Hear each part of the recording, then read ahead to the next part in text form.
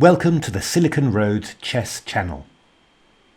This channel will show you how to use chess engines like Leela and Stockfish as powerful training partners in the opening, middle game and endgame, and help you improve your chess in exciting and modern ways. I'm Grandmaster Matthew Sadler. I'm a 2-times British champion. I've been ranked in the world's top 50 for many years, and I'm also a prolific author. My most recent book was Game Changer, written together with Natasha Regan, which brought the amazing chess games of DeepMind's AlphaZero to the world. My next book, The Silicon Road to Chess Improvement, which will come out in the last part of 2021, is just like this channel, all about learning from and training with engines. This video is in our Great Engine Games series and features a fantastic Open Sicilian between new kid on the block Igel and the mighty Stockfish. Igel reacts smartly to a poor last move of the TCEC book with a surprisingly strong novelty. Stockfish reacts in Basmanic fashion with a g5, g4 attack on the kingside to try and stir up confusion. Igel reacts with an exchange sacrifice that rips away the cover in front of black's king. And the game builds to a crescendo with Stockfish's major pieces desperately trying to keep Igel's attacking forces at bay. It's a wonderful game, and I think this video enriches the current state of Open Sicilian theory and also gives a masterclass in active defence from Stockfish's play. So white and black players of the Open Sicilian should definitely take a note of Igel's novelty, and those wishing to improve their defensive play would do very well to look at Stockfish's play. Okay, let's have a look at it. Great, let's start.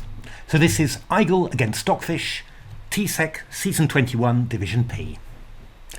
The game starts with 1e4, c5, knight f3, e6, d4 takes, knight takes, and a6. And this is the calm variation of the Open Sicilian. And the book specifies the most aggressive response.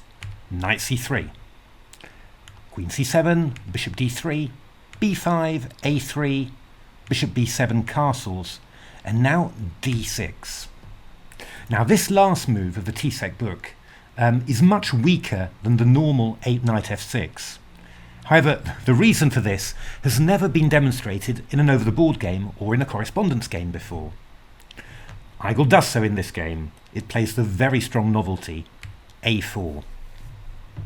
Now this is a really surprising idea because after all, on the 7th move, white played a2 to a3.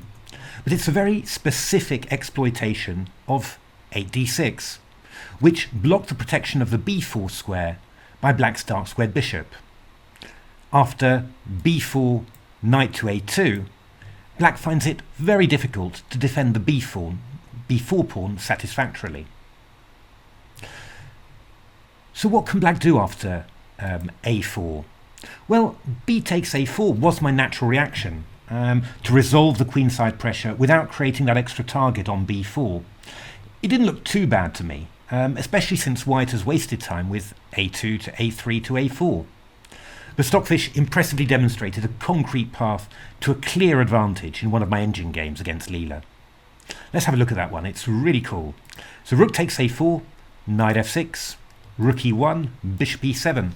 So far, so normal. Having the queen's rook already developed to a4 and having destroyed black's queenside foothold, they're both positive achievements for white. But I hadn't expected white to be able to convert them so quickly into a pretty much decisive advantage. Rook c4, queen d8, rook b4, hitting the bishop on b7 again, queen c7, and now, bang, boom! And this thematic sacrifice is really strong. Black has two possibilities, e takes d5 and knight takes d5.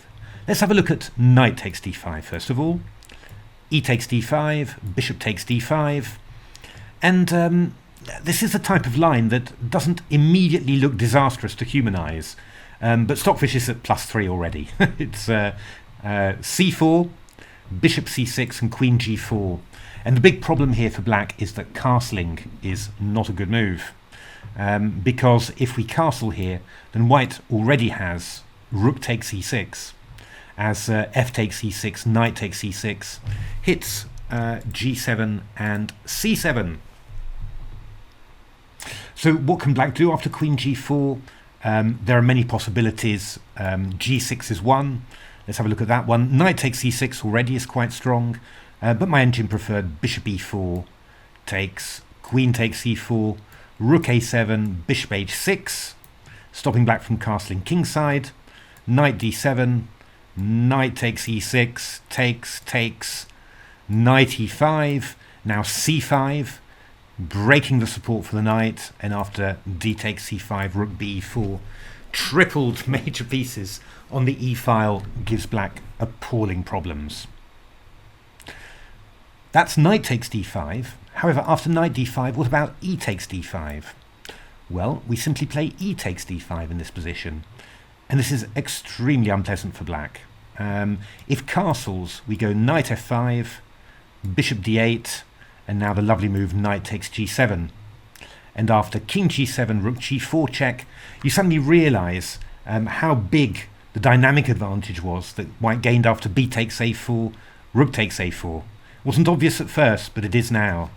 Let's just show you one nice finish. King h8, I go bishop h6, rook g8, takes, king takes, queen g4 check, and knight takes g4 allows rook e8 checkmate. This is very, very strong for white. The best line that that Stockfish found for me was g6, stopping knight f5, but after rook c4, queen b6, knight c6, bishop c6, dc, and then castles. If you go knight c6, then queen f3 hits c6 and also threatens queen takes f6. Castles was the best Stockfish found, but after rook e7, knight c6, bishop e3, white has two bishops, better pawn structure, probably pretty good attacking chances very quickly as well. So a really, really huge advantage. You'd expect Stockfish or Leela as white to convert this very, very easily. So b takes a4 after a4 isn't just losing a few advantages. I mean, it's really serious. It's really, really very serious indeed for black. So b4 was played, and now knight a2. Now, could black play a5 here, just to defend the pawn? Well, that's possible. But after rook e1, knight f6, we're transposing into a game that an engine game that I played in on my own hardware between Stockfish and Leela. And what you notice is that, well, not only has black given white a target in these two pawns, but the queen on c7 is also badly placed here. It's on the c-file that's going to be opened, and it can also get hit by knight b5. And all this really gives white a very pleasurable experience, I should say. Knight c1 coming round to b3, threatening knight takes a5. Leela manages just about to keep white at bay, but what happened throughout the game was that every time that Leela looked like it had sort of found some sort of development, then Stockfish came back with something new, and this is a very pleasant Richter rouser for white with a passed a pawn and really not much way for black to get any counterplay. So the game continued knight d8, knight d4, f5, e5, knight c2. We're coming round into e3, so black played d5, king there, queen f3. But after bishop e4 and a5, white's very clearly on top.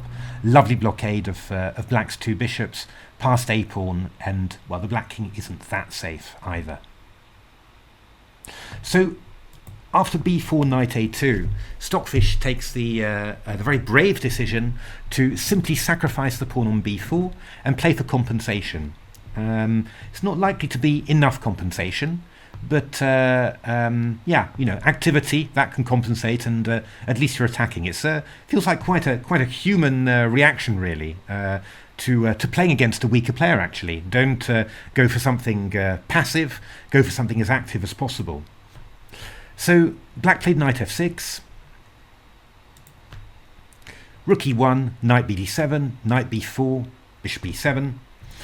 Stockfish is just banking on the weakness of the e4 pawn and the awkwardness of the knights on d4 and b4. And black's always got the idea of going knight c5 takes d3 to net the bishop pair as compensation. c3, knight c5, and f3. So now a very interesting moment here. So after spending 3 moves capturing a b pawn, that's a4, knight a2, and knight takes b4, white's position was looking a little disconnected, with strange knights on d4 and b4.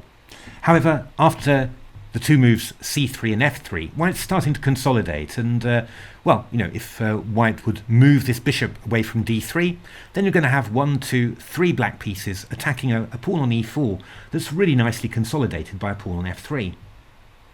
So black might have simply just taken the bishop pair as partial compensation and just carried on playing. And in actual fact, in a game that I will show you afterwards, Leela actually did this and managed to draw. And in the good old Stockfish classical days, I would have expected Stockfish to do this as well. However, Stockfish NNUE, with Stockfish with its neural net evaluation component, does seem to share a bit of the neural net panic at being worse, and is much more willing, I find, to choose radical solutions to try and rebalance the position as quickly as possible. And the move it played was definitely quite radical, and that was rook g8. It's pretty Basmanic. Black is just aiming to play g5 to g4. It's pretty crazy, but it does make good positional sense, because g5 to g4 hits at the support of the e4 pawn. And, the weaker the e4 pawn is, the more sense that makes of a knight on c5, a knight on f6, and the bishop on b7. So, and this counterplay, it also, gets a reaction from white. It's you're threatening to open the g file, so white just can't sit there. White's got to think of something to do in return. Let me just show you how Leela played in this one game, where it just played quietly. So after knight c5, Stockfish played a5, and then Leela took on d3, castles, and then f3, which could transpose into something that we could get in the main game. And then knight d7, queen e2, rook fc8, bishop f4, knight e5, rook ed1, h6. Black's not doing anything in particular, just really, I suppose, waiting, playing around with its pieces, doing sensible stuff. Here, Stockfish took the opportunity to exchange off a pair of knights. The bishop came to b5, queen d2, rook d8, bishop e3, and now a very interesting move, a very interesting idea from Leela here. It played d5, and after e5, it didn't let white blockade on d4. It played bishop takes b4 and d4.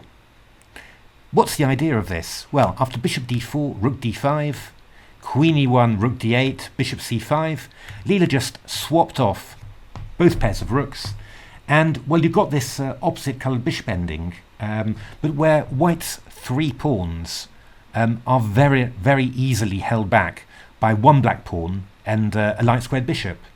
So, although white has 2 extra pawns, there's no way at all to progress, and Leela held the draw very easily. A very interesting way of playing, but also an exposition of a very different way of defending. But after f3, Stockfish played rook g8, and now we've got a very interesting moment here.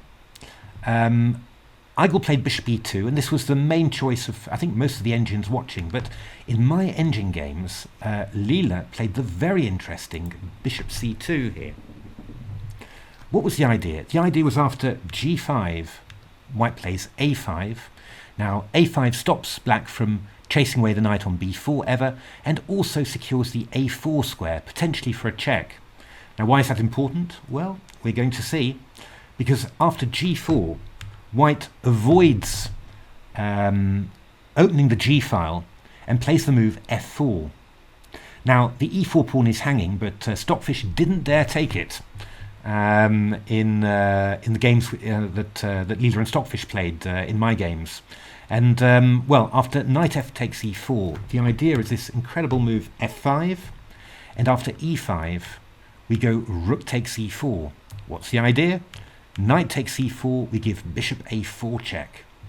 And unexpectedly, black's king is a prey for white's bishops, because king f8 is met by bishop h6 check, rook g7, and queen g4. And if you go to d8, then knight dc6, king c8, knight d5 is also terminal. So, after f4, Stockfish didn't dare take this e4 pawn, played h5, but after e5, takes on e5, f takes e5, knight fd7, bishop f4. We reached a position that Leela scored very convincingly with against Stockfish. Black does have some counterplay with h4 to h3 to open the long diagonal, but difficult to get the queen and bishop lined up on there. And that open diagonal, it's less dangerous than an open g-file. And you also notice that black's knights on d7, c5, bishop e7, queen c7, they're all getting in each other's way. It's not at all an easy position for black. And Leela won this one very convincingly. So bishop c2 was certainly an interesting alternative already.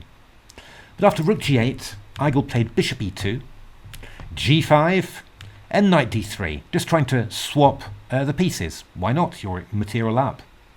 After g4, f takes g4, knight takes d3, queen takes d3, knight takes g4. So Stockfish was much keener on opening the g-file rather than going after the e4 pawn. The e4 pawn remains a target for the bishop on b7, cutting across the centre and then towards the kingside. And you're going to see that one of White's main ideas is to exchange off that bishop, which both will reduce the cover of Black's king when it castles queenside, and also increase the protection of White's own kingside. So queen h3, knight f6, bishop f3, opposing the bishop on b7, and rook g6. And this is an exceptionally messy position. White's a pawn up, black's missing a b pawn in comparison to a normal position, which is, it's a definite minus when you're going to castle queenside. But black does have a central pawn majority, and it's also got the half-open g-file, and that's inviting black to put another rook on g8. And after that, black could possibly think about moving this knight to the strong e5 square, either via d7 or via or via g4. So how will black get a rook to g8? Well, we could move the king all the way to h8 and play rook ag8, but the most common and the most natural way of doing it is just to castle queenside.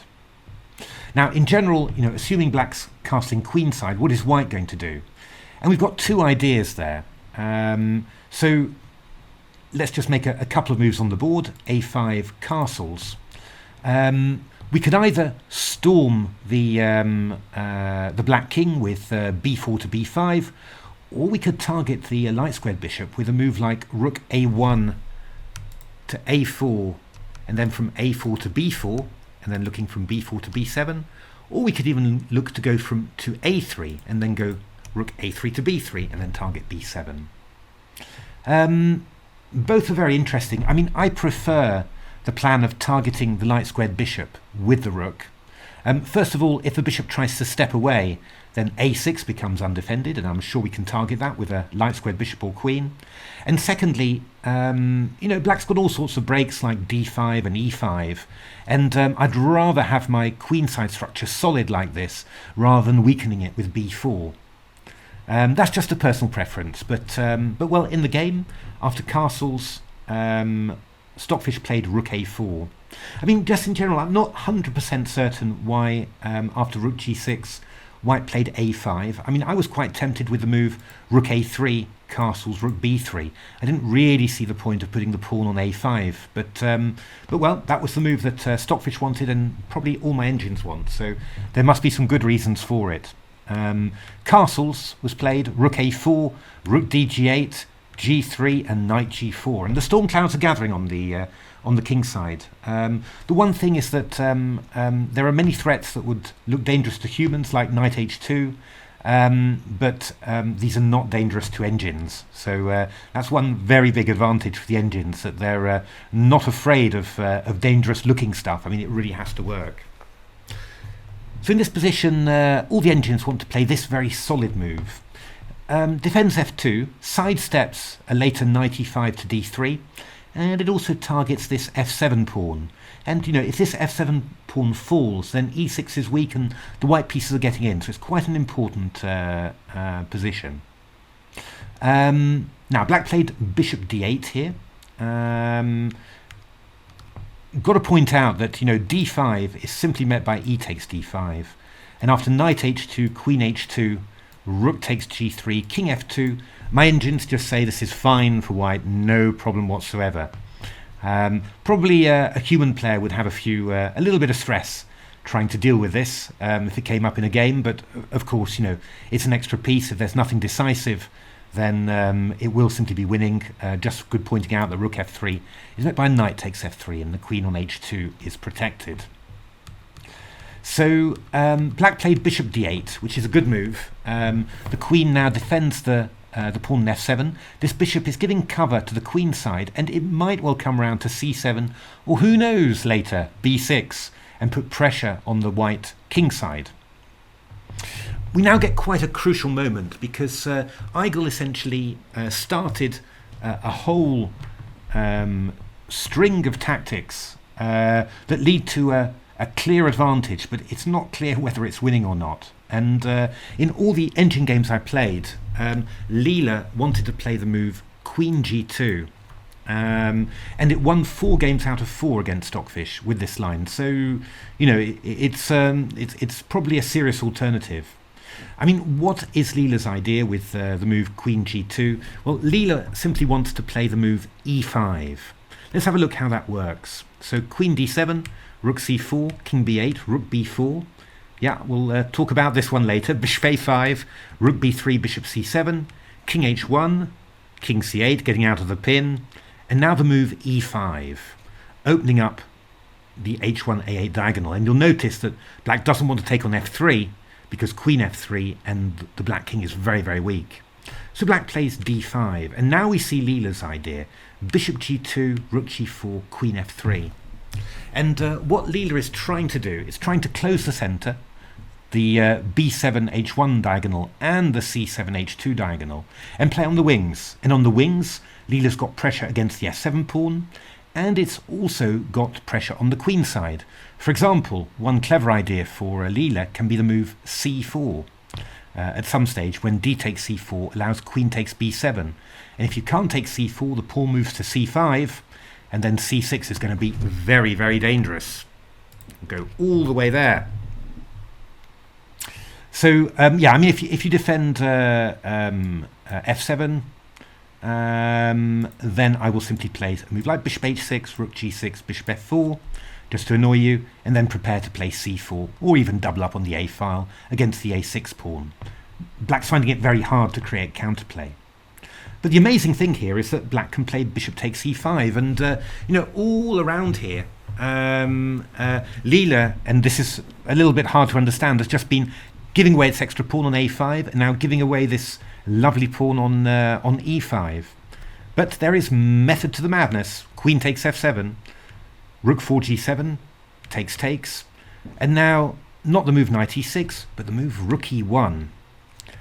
If the bishop moves away, then white takes with the rook on e6, and this is just a clear pawn up, really, with an excellent pawn structure and a wonderful blockading knight. So Stockfish took on d4 and c takes d4. Now it's hard to imagine that white should be so much better in this position, but Leela gave it plus 1.1, which is very significant for Leela. And in actual fact, Stockfish lost all 4 times this ending occurred. So it's not a fluke. It really is dangerous. And well, I tried it out in my own test games with Leela. I tried it out against Leela, playing at 1 node and 10 nodes, so barely calculating at all, just playing positionally.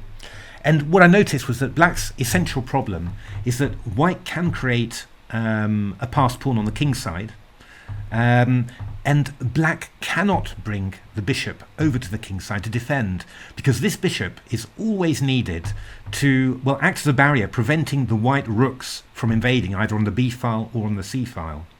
And, well, if we see what happened here in a sample game, you'll just see that black never gets free.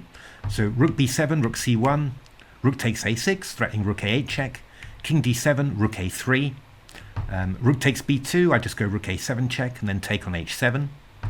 So black goes rook c8, bishop e5, rook f8, g4, king c6, rook h3. Again, white's very happy to give up the b pawn for the h pawn, because these pawns are fast, I can tell you, I promise. They're very, very fast indeed. Rook a8, rook h6, h3, rook g6, rook h5. White is just in complete control, and now the king's moving up. Rook f8, rook h6, attacking the e6 pawn. Black doesn't feel that it can defend that profitably, and now the other rook comes in, and the king on b5 is still in trouble here. It's still not getting away from the influence of the rooks and the bishops. h4, rook a7, Stockfish decides, but now the king moves in, and we're coming king g5, f6, and we're going to queen this either the g pawn or the h pawn. Bishop g3, king g5, h5 was played, king h4, and now the g pawn is going to roll g5, g6. Stockfish desperately tried to give a few checks. Unfortunately, rook g1 check allows king f2, and after king b3, rook g7, Stockfish resigned. We'll go king f2, king g2, chase the rook and bishop away, and then we'll just queen the pawns. Bit of a long digression there, but I just really want to bring this across. I mean, first of all, it's, you know, this sort of judgment from Leela. This is the reason that it can beat Stockfish, because this is something that it judges so incredibly well. Yeah, just a very nice plan indeed, this queen g2. So yeah, I mean, might be one of the moments where you say this was a very good plan, a clearer way of converting you know, white's excellent position. So rook b4 was played by Igel, and well, this seems to be virtually forced. It's happening in all the time. e5 came in. Again, the same plan, trying to get rid of this light square bishop. When this one disappears, then the pawn on a6 disappears. Bishop f3, rook f3, knight e5 looks very good. Attacking the rook on f3 and getting some defense of the queen side, covering c6 and also crucially stopping rook c4 check.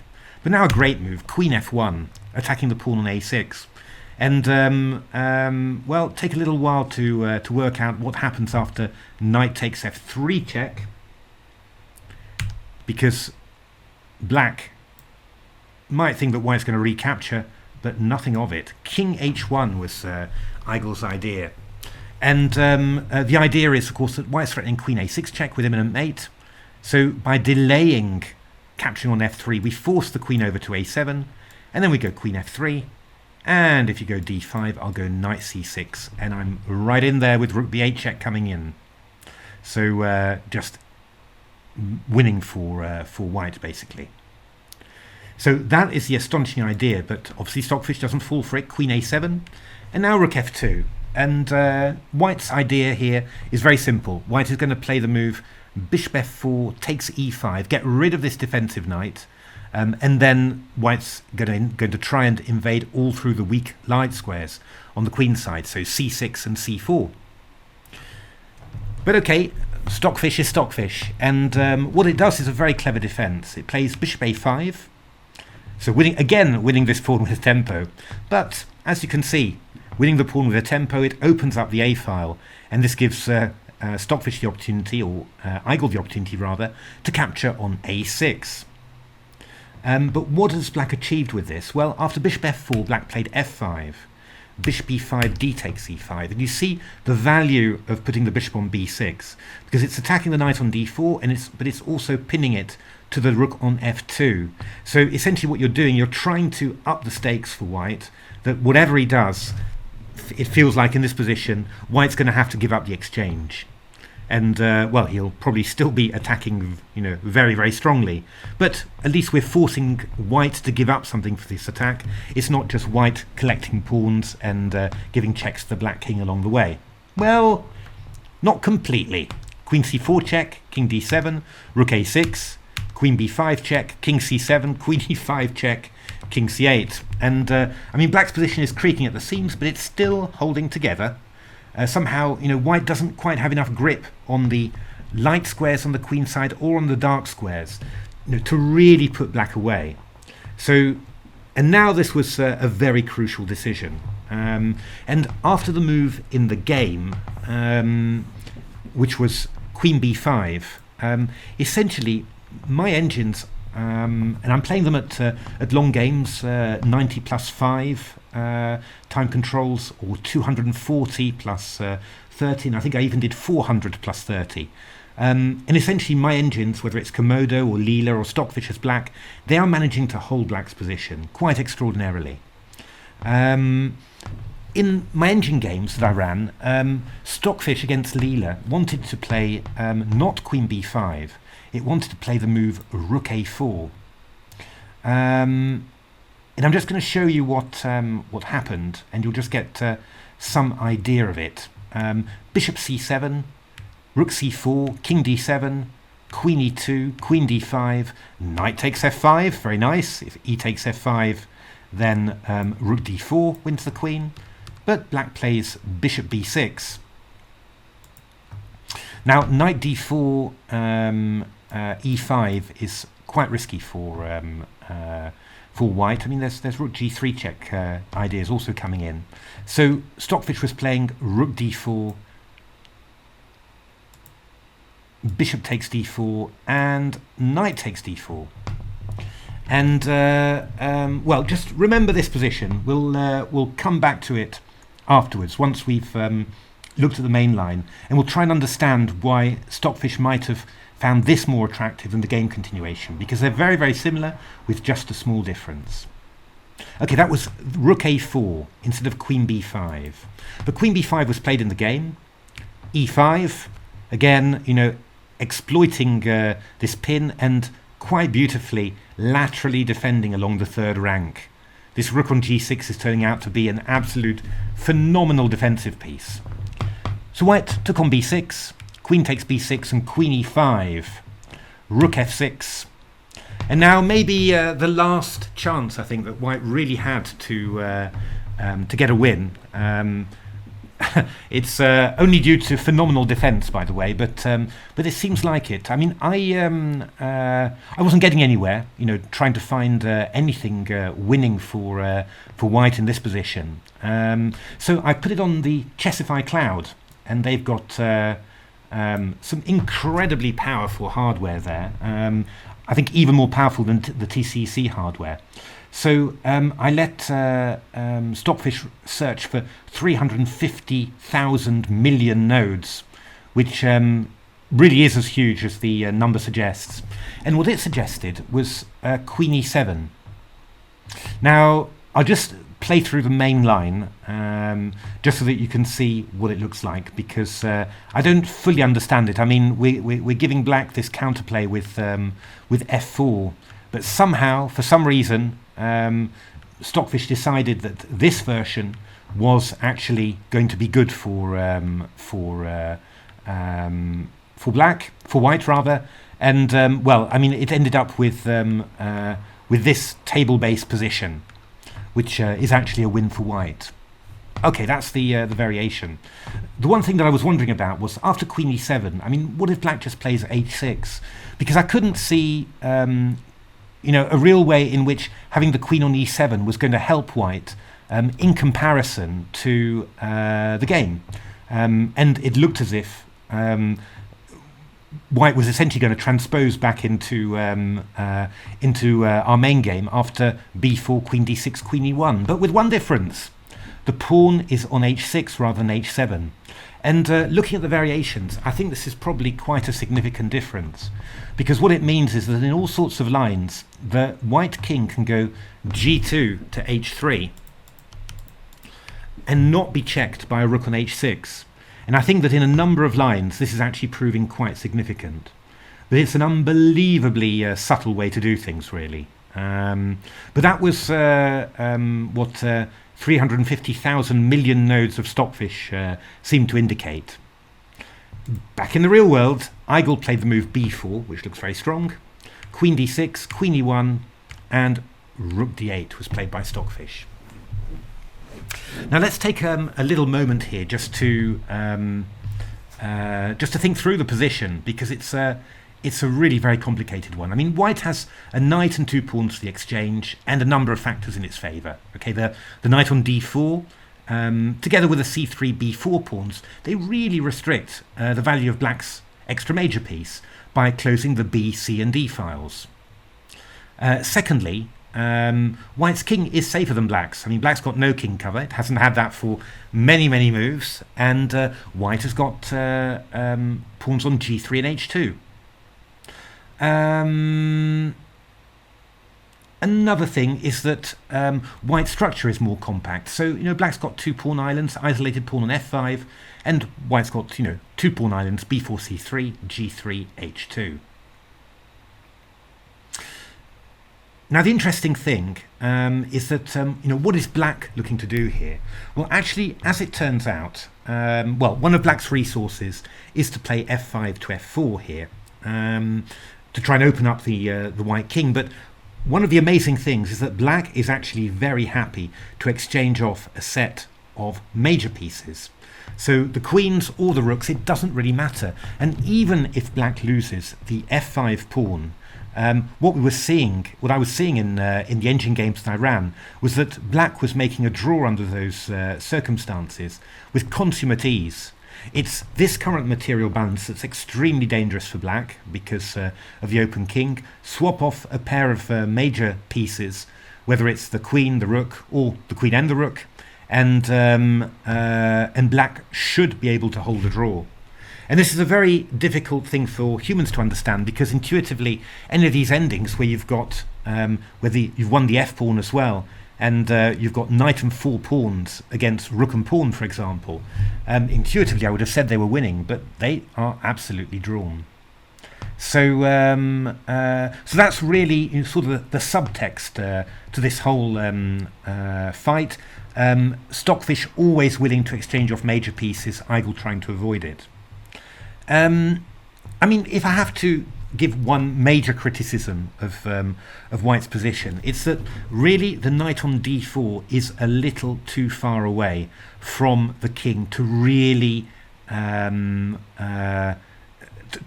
put black's king in a box. If the knight was on c5, then we're really talking about big mating threats. The problem is as well is that this knight, if it moves away from d4, then, well, that opens up files for black's major pieces to get active and, possibly force the exchange of queens. So something in this structure isn't 100% there, really, if you see what I mean.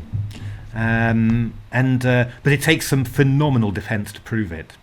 So Igel played rook a2, queen d5, and now the move rook e2, which is a really quite clever switchback. The idea is Igel wants to get its rook into e5 with tempo and then get it to c5, which is a very dangerous square. Supports the knight coming into c6. I also looked at the move, I looked a lot at the move queen a1, trying to invade on the king side, and now king d7, for example. Queen e4, rook e2, queen a8, queen f1. We're carrying on. We're still attacking. I mean, if this was a human game, I would say, of course, this is winning for white. But my engines still managed to cause a lot of problems here for white. Just one little point there, that c4. I was very proud that I found this move. It's a gorgeous little move. It opens up the line of the queen on the rook on f6. So if you take on c4, I go rook a7, king c8, knight b5, and all sorts of threats. Queen takes f6. I'm threatening rook c7 check as well. It's terrible for black. So a very nice idea, but still, black is able to survive. So rook e2 was played by Igel, and now an absolutely stunning move. I don't know whether, hopefully you remember, if you've read Game Changer or if you followed AlphaZero's games when they came out, but there was a fantastic Queen h1 in one of its games against Stockfish 8. And, one of the most beautiful attacking moves you could ever imagine. Queen h4 to h1, and suddenly White's whole position, it sacrificed pieces and pawns just to draw out the black king. Suddenly it all makes sense. Well, I think this is just as good a move, but defensively. Stockfish played Queen a8. And this is the move that really essentially draws the game.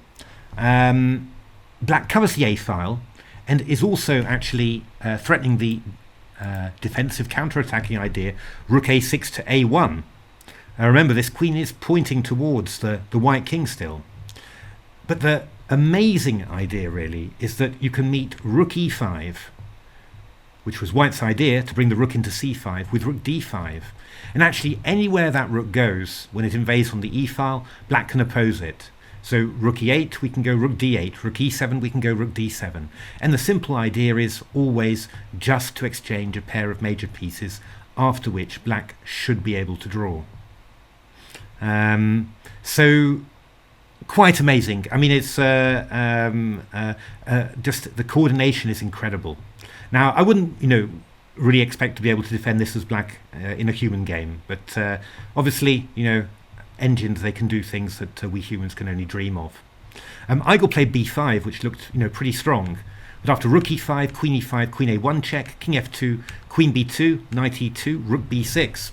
We see what Stockfish is trying to do. It is willing to give up the f5 and the h7 pawns, but it is going to get rid of the b5 pawn. And then this rook against knight and 3 pawns ending is a draw.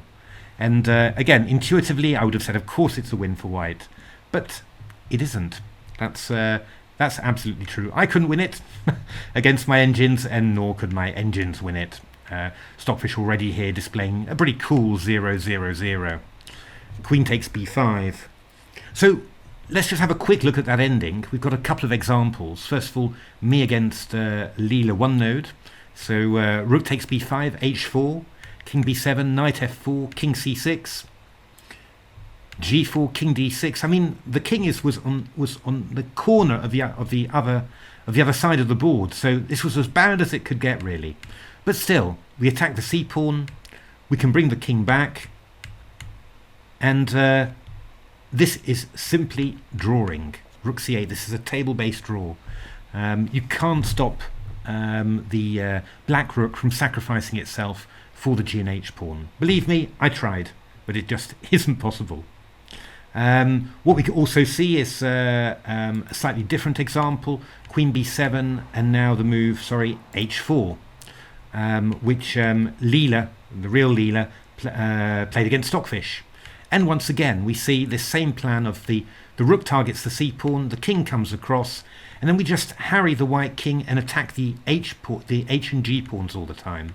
And White's knight can't do it all. It can't help the pawns to get past that sort of g6 h5 barrier and also hold the c pawn. So it's quite amazing, but it really just does hold for Black. And that's definitely something I've learned. I would never have expected it. Certainly not starting from a position where the king is on a8. If the king was on g8, maybe, but not on a8. But okay, in the game after queen f3, both engines now were seeing that the position was equal, 0.00, and we now ended up in a TCEC draw evaluation, because if the engines agree that the position is equal for a certain number of moves, then a draw is adjudicated, and this happened at this point. But we've seen this is an even better version of this ending for Black. Black's not going to have any difficulties holding this. Okay, so what did we learn about this game? Well, I hope we learned an awful lot, in actual fact. First of all, this incredible novelty on the ninth move, a3 to a4. this basically blows this system out of the water. And this b takes a4 and then this knight d5 attack took me completely by surprise. Amazing chess, this from Stockfish. Now then, I love this whole plan of rook g8. Really, Stockfish playing like Basman here, and really trying to find counterplay as a way of defending, rather than just trying to hold on for 150 moves in a rotten position. And I really think that's quite new to Stockfish NNUE compared to the old Stockfish Classical. Then there was this great idea, bishop c2 from Leela. Very often, there is a specific way, a very concrete way to fight against a strange black attack, but finding it often involves calculating an awful lot of tactics. And the fact that after f4 black can't take on e4 was certainly not obvious to me. And you just need to be a really good calculator to find that. Then the whole middle game struggle was fantastic. Very interesting move, queen g2 from Leela, but always with the same plan. I mean, all that White's trying to do here is to neutralize this bishop, both to safeguard its own kingside and also to open up possibilities for attack against Black's king on the queen side. And I love this idea of moving the rook to the b file. That's a really nice idea. And then, during the ensuing period, I mean, maybe there are missed wins, but they are very, very difficult. Rook a4 was Stockfish's recommendation, as we showed. And as I said, we get to this position, which is very similar to the game, only the black pawn is on e6 rather than f5. So does that make a difference? Is that more positive for white or for black? Well, I thought it would be more positive for black, because the pawn on e6 is not as exposed as on f5. It's closer to the black king, so it's giving it a bit of cover. And you might be able to play e5 in order to chase away the knight on d4. However, there are a number of other factors in play. First of all, White's rook on f2 is immediately active on the open f file. We don't have to try and activate it on the a file or the e file. It's already got the f file. It can already invade. Secondly, Black hasn't got this f5 to f4 push to endanger the white king. So White's king is actually even safer. And finally, the pawn on e6, we saw how strong the rook was on the third rank, defending laterally. And this pawn on e6 interferes with that. And it seems that all those factors actually give White a decisive advantage, really.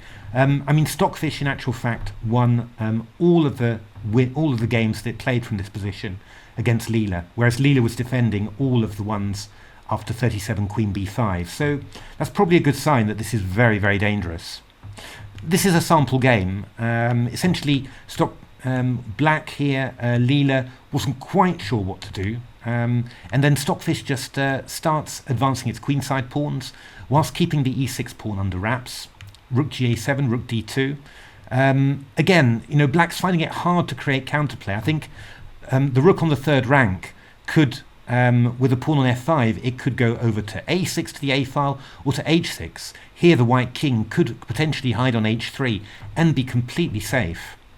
So queen d6, knight b3, queen b6, king g2, rook f7, knight d4 back again, rook a2, we're threatening rook a6, king g1, queen d5. Somehow we're advancing, and Black is not managing to get any sort of counterplay here. And when White starts establishing itself on the fifth rank, then Black is in real trouble here. e5 was played, knight c6, and then b5, and White's knight has moved forward a number of squares, still preventing Black rooks from using open files, but now supported by a b pawn that is very close to queening. c4, queen d6, queen e3, c5, and then queen takes e5, and then here Stockfish decided that this ending was winning, with the pawn so advanced and Black's rook passive, no chance at all for Black. And, the game ended in a win for Stockfish after these moves, c6, king c7, and then knight d5 check is coming in. So it could well be that this move, rook a4, was a win, and that you simply had to make this incredibly difficult judgment that the position with the black pawn on f5 was significantly better for black than the position with the pawn on e6. But knowing that from afar is pretty difficult. But it looks that certainly in my engine games that that Stockfish really understood this. And then finally, maybe just at the end there, queen e7 instead of the move b4. So queen e7, hoping to force black h6, and then going back to this plan with b4. That might just be good enough for a win, just because the pawn on h6 allows the white king to come to h3 without fearing a rook h6 check. But this is really, really subtle. I think the star move of the whole game, though, was this incredible idea, queen a8, the queen retreating to the corner, to the back rank, but combining amazingly with a rook on a6, looking for counterplay with rook a1, and allowing the move rook d5, preventing that white rook from getting active. And then, of course, the whole thing about these endings, all these types of endings, where white's got 3 pawns for the exchange, but cannot make a win from it. This just seems to be objectively drawn. That was really something amazing that, to be honest, I didn't know, and well, I'm very, very happy to have learned that. Okay, long video, but I hope you enjoyed it, and well, keep watching this space. We're going to have plenty of engine games to come. Don't forget to like or subscribe. Thanks very much.